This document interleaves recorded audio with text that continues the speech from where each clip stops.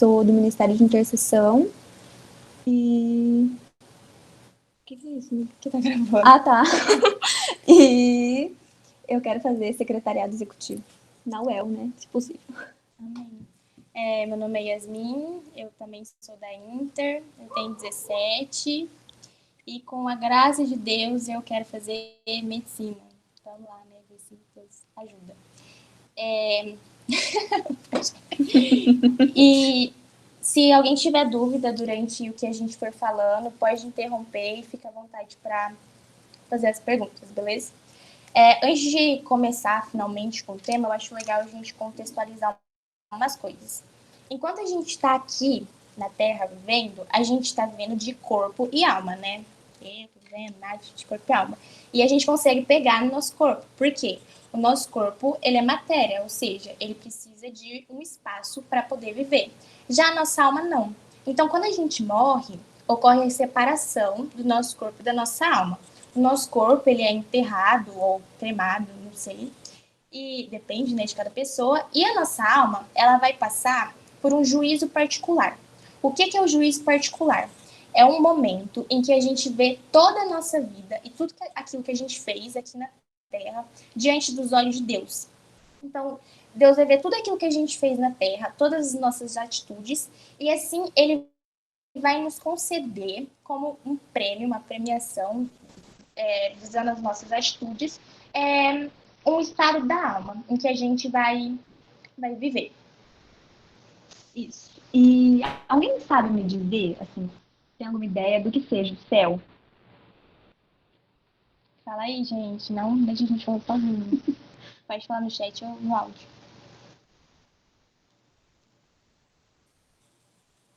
Paraíso, boa.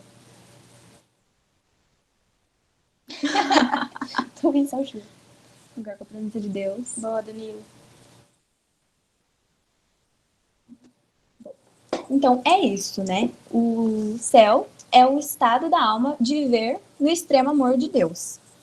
É a plenitude da vida, é onde a gente vai encontrar uma paz eterna. E a gente tem que lembrar que o céu, ele não é o nosso destino, ele é a nossa origem. Porque Deus, ele criou os seus filhos para a eternidade. Só que depois do pecado original, a morte, né, veio na terra. E aí agora a gente tem que ralar para buscar a santidade para retornar para o céu. E por que a gente tem que buscar essa santidade? Porque as almas que, depois do juízo particular, vão direto para o céu, são aquelas almas que são totalmente purificadas. São aqueles que falecem em um estado de graça e extrema amizade com Deus. Né? E em Mateus, ou em João 14, não é esse aqui não, gente. É Mateus, peraí. Isso, Mateus 5, versículo 8. Está escrito: bem-aventurados os puros de coração, porque verão Deus. Então, a gente tem que ser puro de coração aqui na terra para ir direto para o céu. E a gente tem que parar de acreditar que a santidade é impossível. Né? Assim como a Ju deu a pregação, a santidade é possível sim, a gente só tem que querer.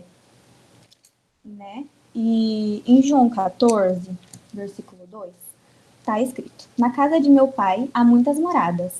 Não for assim, e eu vos teria dito, pois vou preparar-vos um lugar. E aí no rodapé da Bíblia tá: há lugar no céu para cada um de vós.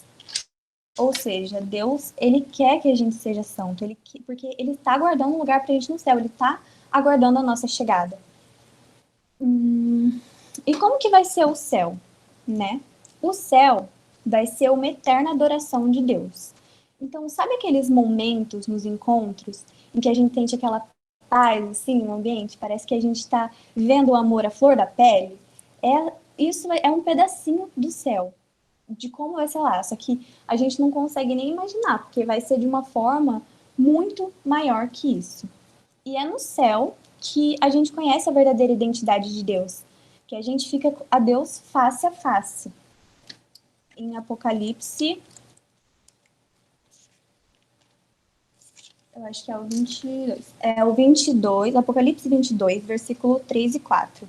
Não haverá aí nada de execrável, mas nela estará o trono de Deus e do Cordeiro. Seus servos lhe prestarão um culto, verão a sua face, e o seu nome estará nas suas frontes. Então a gente vai conhecer a Deus verdadeiramente, né?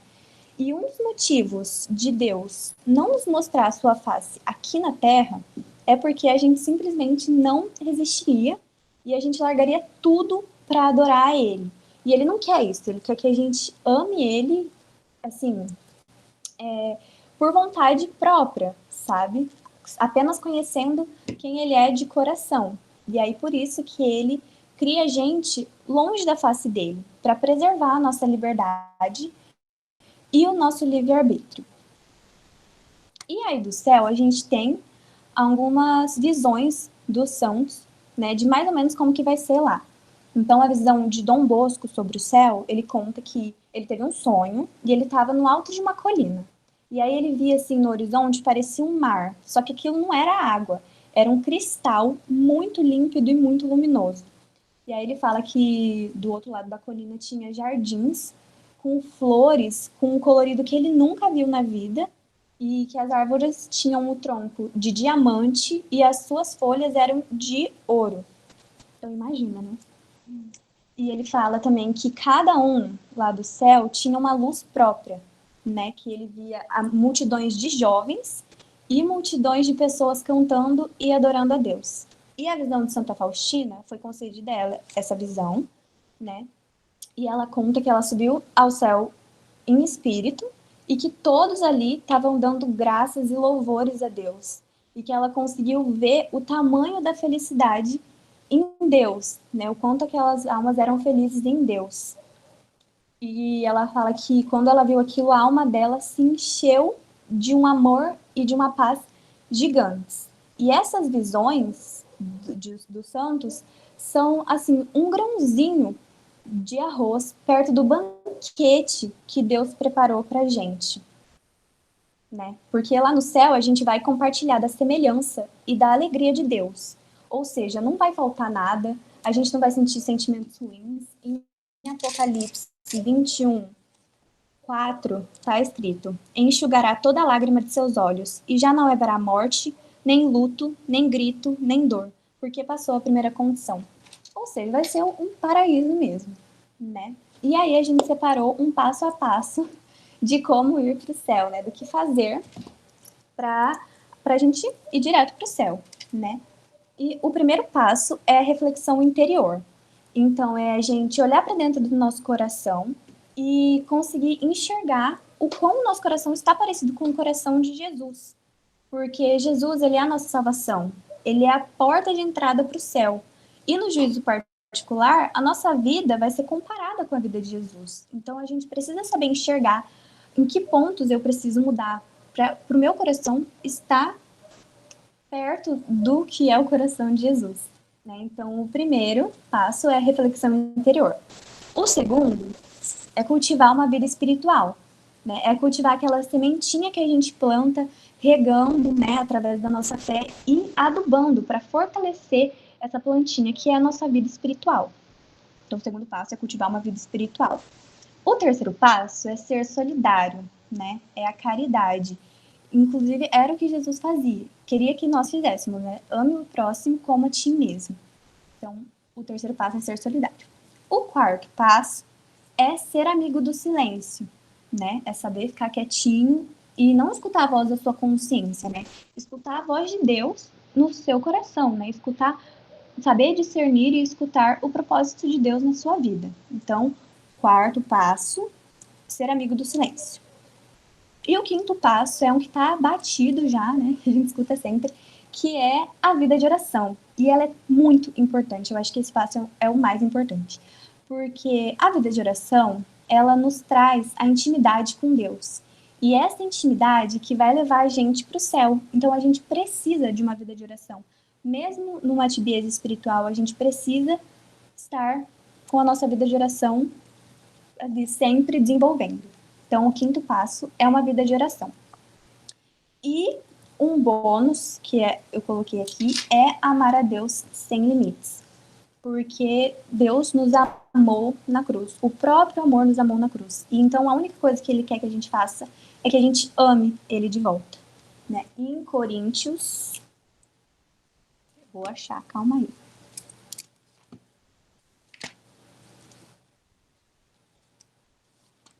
Aqui. Em Coríntios 2, versículo 9, está escrito: é como está escrito: coisas que os olhos não viram, nem os ouvidos ouviram, nem o coração humano imaginou. Tais são os bens que Deus tem preparado para aqueles que o amam. Ou seja, a gente tem aqui com as visões dos santos, com os momentos nos encontros, a gente tem um pedacinho do que é o céu, mas a gente nunca vai conseguir imaginar a maravilha que é ir para o céu. E é isso. Fechou o céu. Se alguém tiver uma dúvida, pode ir. Se tem alguma dúvida, tá tudo certo, a gente pode continuar. Cri, silêncio. Laurinha A Laurinha falou que já também. Então, tá bom. Vamos lá continuar. A Nath falou, né, que as almas que morrem em total amizade com Deus vão para o céu. Mas e aí as almas que morrem em amizade com Deus, mas ainda tem algumas penitências que algumas marcas do pecado na alma dessas pessoas. O que acontece? Essas almas são destinadas ao purgatório. E o que é o purgatório? O purgatório nada mais é do que um fogo purificador. Porque, como diz em Apocalipse, não existe nada impuro que entre no céu. Nunca vai ter, como a Nath falou, o céu é perfeito. Então, não tem como uma coisa impura estar no céu. Então, quando a gente morre em amizade com Deus, mas ainda existem penas temporais que a gente tem que pagar, né, através das indulgências, que foi a pregação que as meninas fizeram, e a gente morreu sem ter feito essas indulgências, ainda há marcas do pecado do nosso corpo. E a gente precisa pagar essas marcas de pecado. E a gente paga isso no purgatório como forma de penitência através do amor de Deus. Só que a gente não pode pensar isso como, eu vou ter que ir lá pagar o pecado, porque isso é uma forma da nossa alma reconhecer, ser verdadeiramente humilde e reconhecer que a gente é falho. Porque, como a Nath falou, a gente não tem noção do amor de Deus. Então, quando a gente morre e passa pelo nosso juízo particular, a gente vê o quanto Deus nos ama e o quanto a gente não amou Ele de volta.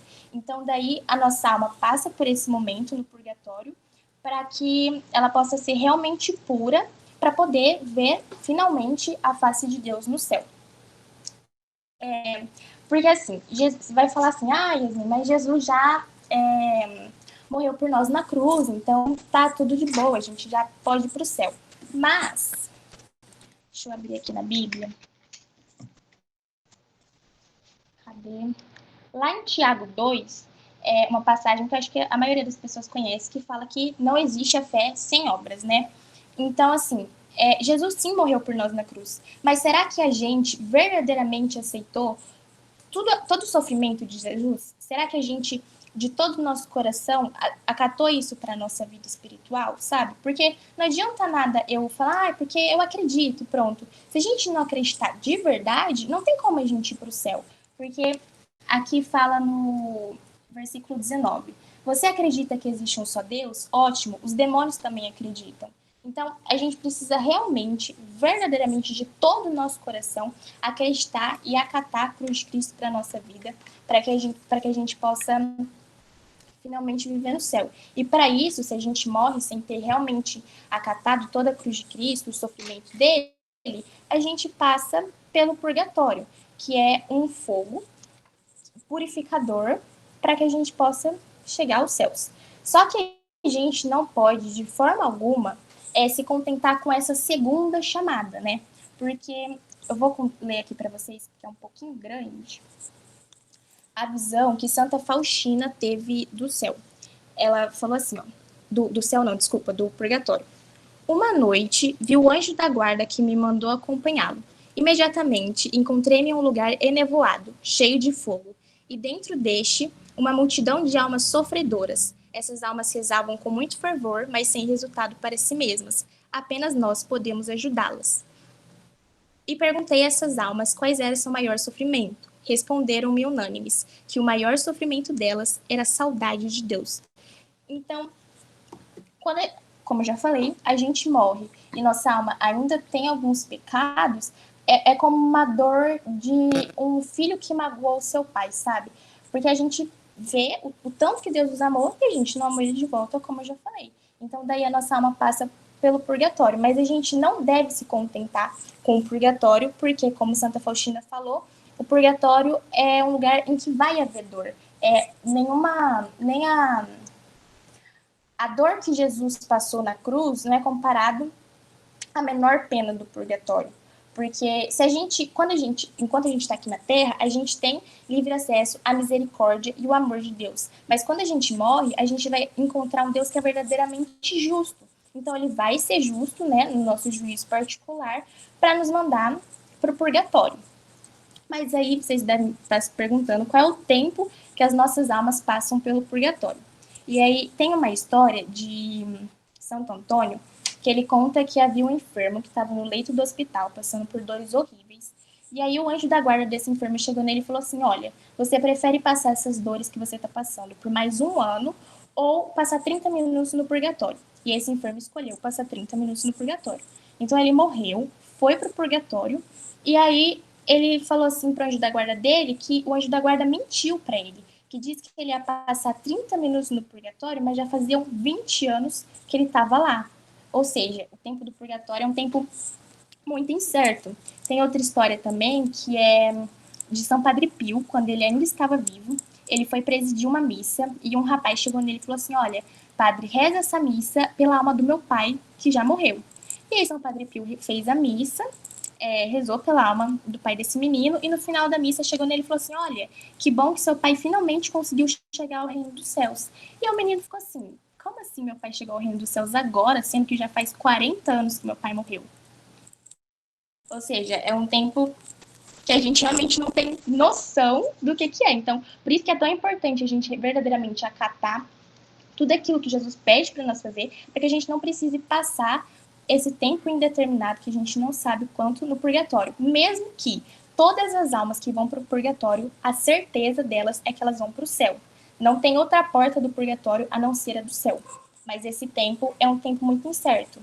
E como eu falei da missa, né, que depois que São Padre Pio rezou a missa pela alma do pai desse menino, ela foi para o céu, a gente vê a importância da missa, porque não existe oração maior pelas almas do purgatório do que a missa. E também é muito importante que a gente, quanto cristãos, como o purgatório ele é dogma da Igreja Católica, né, a gente precisa, com todo o fervor do nosso coração, rezar por essas almas que estão sofrendo, porque o que elas têm é a misericórdia de Deus e a nossa, que a gente está aqui, né, vivendo bem.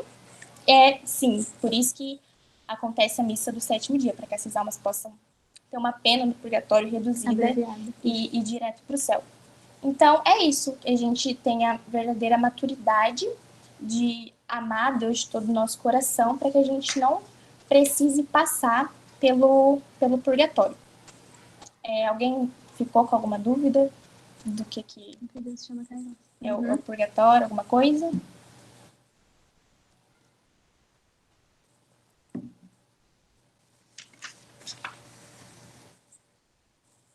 Então, beleza. Vamos pro inferno. Mentira, gente, não vamos pro inferno, só vamos falar do inferno. E é sempre bom lembrar que é muito bom e de extrema importância que a gente fale sobre o inferno. Porque quando a gente para de falar sobre um determinado assunto, as pessoas passam a esquecer sobre isso. Então, se eu paro de falar sobre o inferno, as pessoas vão parar de acreditar. Isso é completamente grave. Não que a gente deva viver temendo o inferno, porque isso não é nenhuma virtude. Só que a gente deve sim saber que ele existe e que, infelizmente, almas são conduzidas para o inferno. Isso. E como a Yas falou, o fogo do purgatório é um fogo purificador. Mas o fogo do inferno é um fogo consumidor. E o inferno ele é considerado a coroa de quem buscou o pecado. Então, as almas que vão para o inferno são aquelas falecidas em pecado mortal e que negam a graça até o último segundo. Assim, que realmente não querem, têm aversão a Deus. E a gente tem que lembrar que Deus, ele não manda nenhuma alma para o inferno. Não é Deus que manda a alma para o inferno. É a alma, né? Quando a gente passa pelo juízo particular, as almas, elas querem ficar perto de Deus.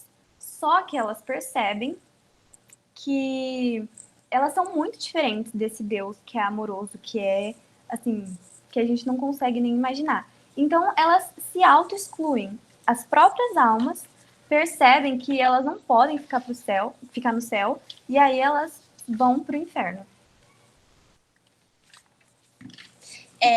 Lá em 2 Tessalonicenses, versículo 9, fala assim: o castigo desses há de ser a destruição eterna, longe da face do Senhor e do brilho do seu poder. Então, o pior castigo do inferno é não ver a face de Deus e realmente não ter contato com ele. Porque quando a gente vive numa atividade espiritual e a gente está um pouquinho longe, a gente já não sente saudade de Deus, só que ele ainda assim está aqui do nosso lado, a gente tem acesso a ele. Então, imagina se acontece da gente, Deus me livre, ir para o inferno e viver toda a eternidade longe do puríssimo amor. Deve ser horrível, tipo, é a pior coisa do mundo. Isso. E a gente separou também o passo a passo de como ir ao inferno, né? Que é o passo a passo que você não deve seguir. O primeiro passo é ser morno, né? Ser em cima do muro. Tem a passagem, eu não sei se eu marquei essa. Calma aí, galera. Isso, aqui, ó, em Apocalipse 3, versículo 16. Mas como és morno, nem frio, nem quente, vou vomitar-te. Ou seja, Deus não vai aceitar os mornos no céu, né? Eles vão pro inferno. Então, o primeiro passo é ser morno, ser em cima do muro. Porque, como aquela pregação lá que todo mundo já teve no momento da caminhada, que o muro não é de Deus, o muro é do demônio. O segundo passo é preguiça de buscar a verdade, porque a verdade é Jesus. Então, se você não pega a sua cruz e não vai buscar a verdade, não vai buscar a Jesus, tem uma péssima notícia para te dar. O terceiro passo é viver a felicidade mundana, né? Porque a gente não é desse mundo. Então, o que adianta você gastar uma noite para perto do que é a eternidade? Então, o terceiro é viver a felicidade mundana. O quarto é omitir os pecados, né? E é omitir os pecados na confissão. Tem uma história de uma princesa que ela era assim, perfeita. Todo mundo a via como uma santa. Ela era muito bonita e toda perfeitinha. E existia milhares de pretendentes para casar com ela. E ela simplesmente falava que não queria casar com eles porque ela já era noiva de Cristo. E todo mundo tinha aquela mulher como espelho. Aí, beleza. Ela morreu. E depois que ela morreu, uma das empregadas dela teve uma visão dela e ela estava acorrentada do inferno.